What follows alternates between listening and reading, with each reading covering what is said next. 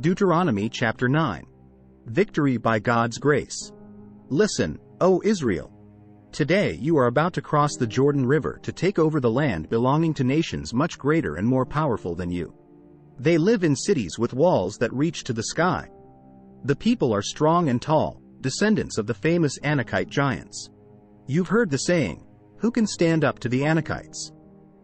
But recognize today that the Lord your God is the one who will cross over ahead of you like a devouring fire to destroy them.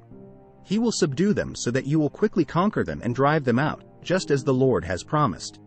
After the Lord your God has done this for you, don't say in your hearts, "The Lord has given us this land because we are such good people."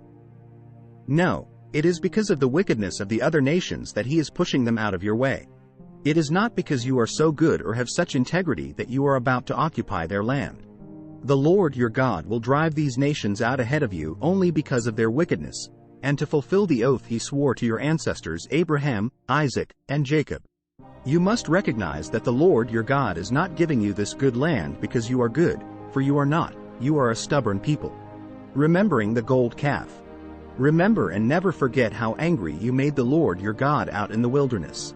From the day you left Egypt until now, you have been constantly rebelling against Him. Even at Mount Sinai you made the Lord so angry He was ready to destroy you. This happened when I was on the mountain receiving the tablets of stone inscribed with the words of the covenant that the Lord had made with you. I was there for 40 days and 40 nights, and all that time I ate no food and drank no water.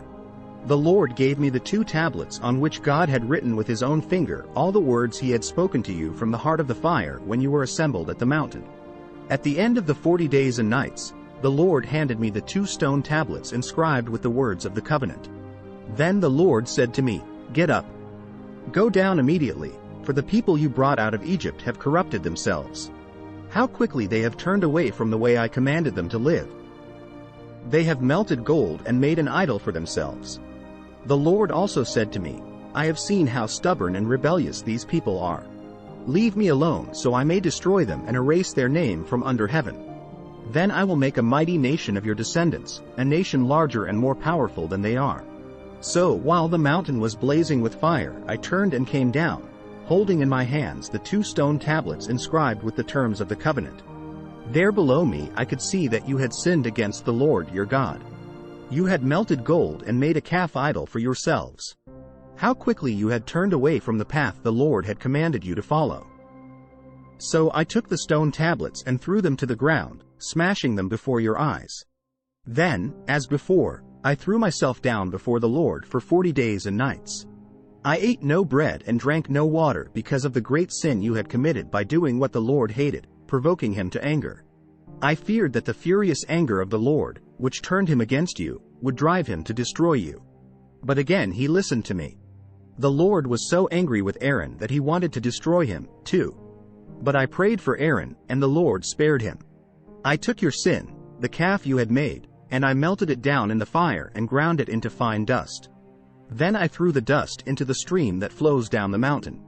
You also made the Lord angry at Taberah, Massa, and Kibroth Hattaavah. And at Kadesh Barnea the Lord sent you out with this command, "Go up and take over the land I have given you." But you rebelled against the command of the Lord your God and refused to put your trust in Him or obey Him. Yes, you have been rebelling against the Lord as long as I have known you. That is why I threw myself down before the Lord for 40 days and nights, for the Lord said He would destroy you. I prayed to the Lord and said, "O sovereign Lord, do not destroy them. They are your own people. They are your special possession, whom you redeemed from Egypt by your mighty power and your strong hand. Please overlook the stubbornness and the awful sin of these people, and remember instead your servants Abraham, Isaac, and Jacob. If you destroy these people, the Egyptians will say, 'The Israelites died because the Lord wasn't able to bring them to the land He had promised to give them.' Or they might say, 'He destroyed them because He hated them. He deliberately took them into the wilderness to slaughter them.' But they are your people and your special possession, whom you brought out of Egypt by your great strength and powerful arm." Thanks for watching.